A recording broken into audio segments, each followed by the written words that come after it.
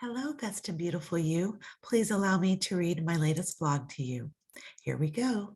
Different ways to connect with potential customers. How do you feel about making contacts after reading last week's blog?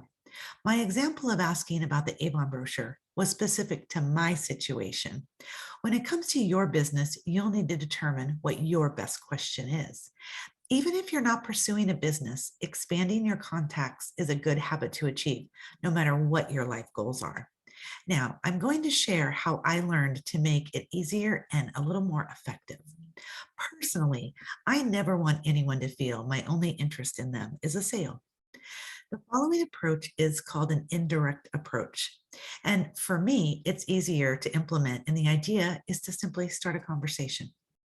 For example, physical fitness equipment and attire is available in many stores. I feel it's safe to assume that people who are looking to buy health-oriented items are doing so to enhance their outside beauty. Imagine starting a conversation with an open-ended question, such as, "What do you think about this yoga mat?" Instead of making someone feel like they are being pushed towards something, it's more like asking for information.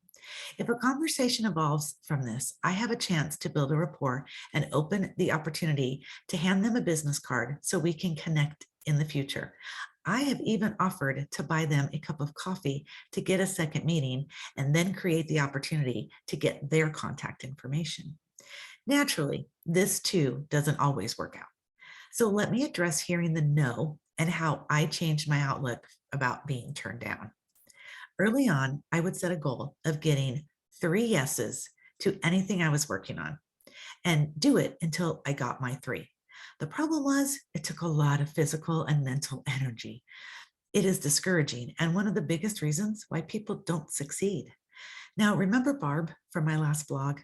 Well, she suggested a book to me called Go for the No, and it's written by Richard Fenton. This book was a game changer and helped me to flip the script. Instead of looking for yeses, I went out and I looked for the nos. I set a goal of 50. Guess what happened? I reached my 50 each and every time. Yeah, I got 50 no's every time I went out. But there was one difference. The difference was I had more than 3 yeses when I was looking for those nos. In fact, sometimes I was getting 10 yeses when I was getting those 50 nos. Hearing no still takes resilience. However, with more yeses coming, it does get easier.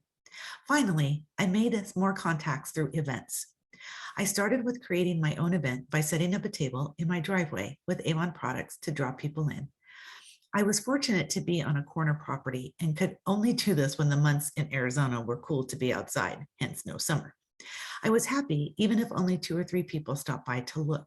Yet one day, a person who stopped by invited me to a multi-business event where I could get more exposure. I paid my entrance fee and set up my table, including a basket of Avon products to raffle off. Each time a person entered the raffle, I got their contact information, easy breezy. Naturally, there was only one winner, but I called everyone to let them know that even though they did not win the grand prize, they could still take advantage of 10% off of their order. As I've said before, all this takes courage, commitment, and consistency. Yet, when you show your willingness to try, things happen and people notice. As always, I invite you to let me know your thoughts, ideas, and any questions you may have. I hope you have a beautiful rest of your day. Bye.